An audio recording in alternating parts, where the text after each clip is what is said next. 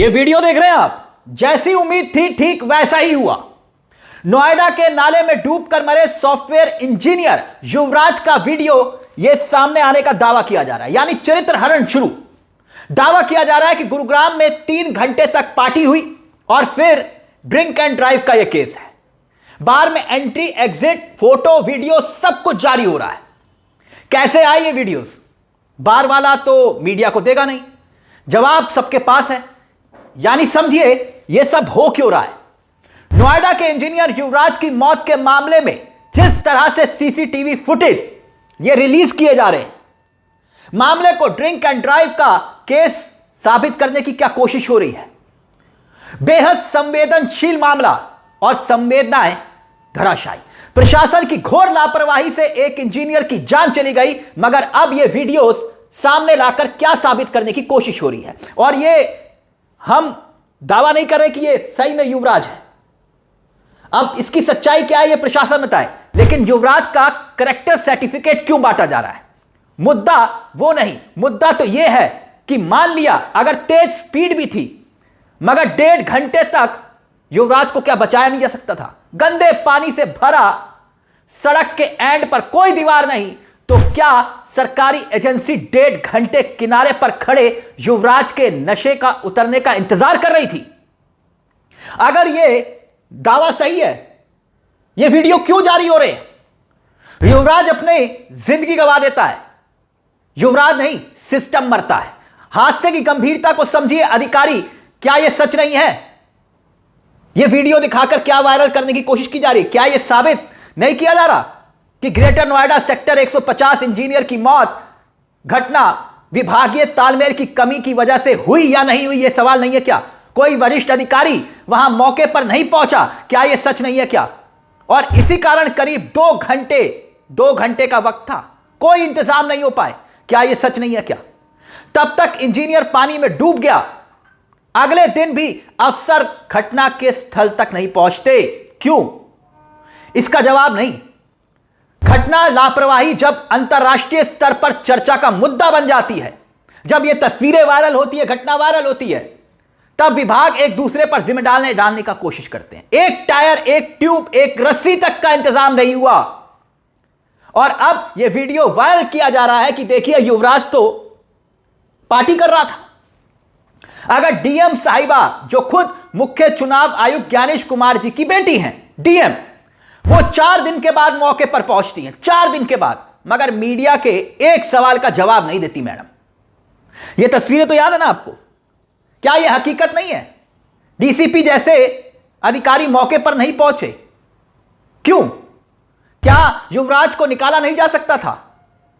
सही फैसला नहीं होने की वजह से किसी ने समय रहते पानी में उतरकर इंजीनियर को बचाने की कोशिश की? इस सवाल का जवाब तो सबके पास है। या नशा उतरने का इंतजार हो रहा था?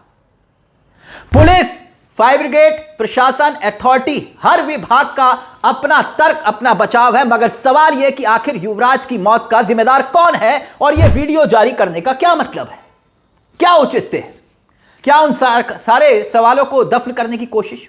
इस सरकार में एक अच्छी बात है कि जब भी शासन प्रशासन पर सवाल उठे तो चरित्र हरण शुरू हो जाता है। अब तो शंकराचार्य का भी हो रहा है ना। और अब युवराज उस श्रेणी में आ गया, यानी सवारी अपने सामान की खुद जिम्मेदार है, सरकार यह समझा रही है। और इससे ज्यादा घटिया हरकत और क्या हो सकती है? आप खुद बताइए कि इस तरह के वीडियो जारी किए जा रहे हैं, क्या साबित करने की कोशिश हो रही है? एक्सीडेंट क्यों हुआ? उससे पहले क्या हुआ? सही है कि नशे की हालत में ड्रिंक एंड ड्राइविंग नहीं करनी चाहिए, लेकिन यह असली सवाल है कि कानून में ऐसा कहां लिखा है कि नशे की हालत में या किसी और वजह से अगर कोई एक्सीडेंट हो जाता है तो उसकी जान नहीं बचानी चाहिए? अब यह सोचने वाली बात है कि इंजीनियर युवराज नशे में गुरुग्राम से नोएडा सेक्टर 150 तक खुद सही सलामत ड्राइव करके आया। ठीक, अगर इस वीडियो को हम मान भी ले तो, और सेक्टर 150 में आकर गड्ढे में जाकर गिर गया। गजब लॉजिक दिए जा रहे हैं। असली मुद्दा यह है कि वो अपनी जान बचाने के लिए एजेंसियों से गुहार लगाता रहा, टॉर्च जलाकर आवाज पुकारता रहा, लेकिन कोई भी पानी में उतरने को तैयार नहीं हुआ। कहा गया कि पानी ठंडा है। NDRF, SDRF, police, fire brigade, किसी के पास कोई इंतजाम नहीं था। क्या यह सच नहीं है? क्या इससे पुलिस और प्रशासन की गलती छिप जाएगी इस वीडियो को जारी करने से? बात खत्म। अब करेक्टर सर्टिफिकेट। और घटना के दौरान पुलिस ने फायर विभाग को सूचना देकर रेस्क्यू करने की कोशिश की क्या? लेकिन संसाधन नहीं थे। यह भी तो सच है ना, संसाधन नहीं थे। क्यों? फिर यह किसकी जिम्मेदारी है? क्योंकि नोएडा डीएम की तो कोई जिम्मेदारी है नहीं। और नोएडा जैसे विकसित शहर में सोचिए संसाधन नहीं है, क्या यह सवाल नहीं खड़ा होता? इसी देरी ने युवराज की जान ले ली। यह एक कमजोरी है और इसे कमजोरी को छिपाने के लिए अब इस तरह के वीडियोस जारी किए जा रहे हैं। और दावे तो तमाम तरह के हुए। स्थानीय लोगों ने इंटरव्यूज दिए, चैनल्स पर दिए कि घटना स्थल के आसपास सड़क के किनारे कोई रोशनी तक का इंतजाम नहीं है, कोई लाइटिंग नहीं है वहां पर, और आए दिन वहां पर हादसे हुए हैं। सड़क पर लाइटिंग नहीं तो ये किसकी जिम्मेदारी? और ये दुर्घटनाएं इससे पहले अगर उस क्षेत्र में हो रही हैं तो भी किसी की कोई जिम्मेदारी नहीं। और अब ये वीडियो जारी करके कहा जा रहा है कि भाई वो तो पार्टी करके आ रहा था। अंत में, सड़क के अंत में कोई बाउंड्री वॉल नहीं, कोई रिफ्लेक्टर नहीं, ऐसी जगहों पर सुरक्षा के इंतजाम होने चाहिए, कुछ नहीं। तो यह सरकारी लापरवाही नहीं तो फिर क्या है? एक जूनियर इंजीनियर तक की बात नहीं है, यह सिस्टम की बात है।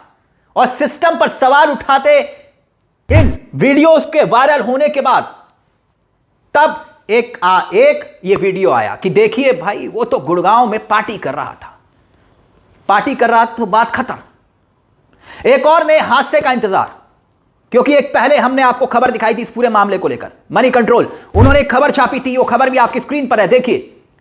कुछ रोज पहले इसी जगह पर एक और ट्रक का हादसा हुआ था और जैसे तैसे उस शख्स को बचाया गया।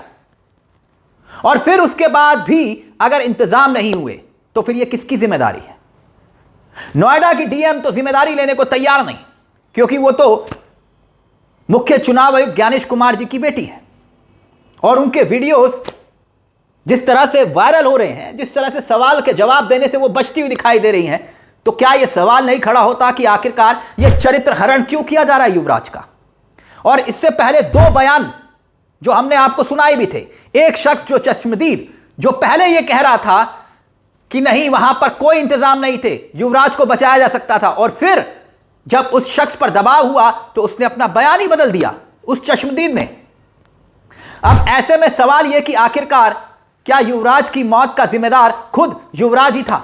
यह मान लिया जाए ना, क्योंकि यह तो वीडियो आ गया, और वीडियो आने के बाद आपको मालूम है वायरल करने वाले कौन, यह वीडियो जारी करने वाले कौन, और इस वीडियो को जारी करने के पीछे का मकसद क्या?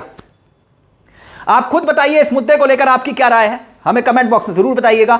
मुझे तिलक चावला को दीजिए इजाजत। एक छोटी सी दरख्वास्त, चैनल को सब्सक्राइब जरूर कर लीजिएगा। यह मंच आपका है जहां हम सिर्फ खबर नहीं दिखाते बल्कि खबर के पीछे की खबर भी बताते हैं। नमस्कार, जय हिंद, जय भारत।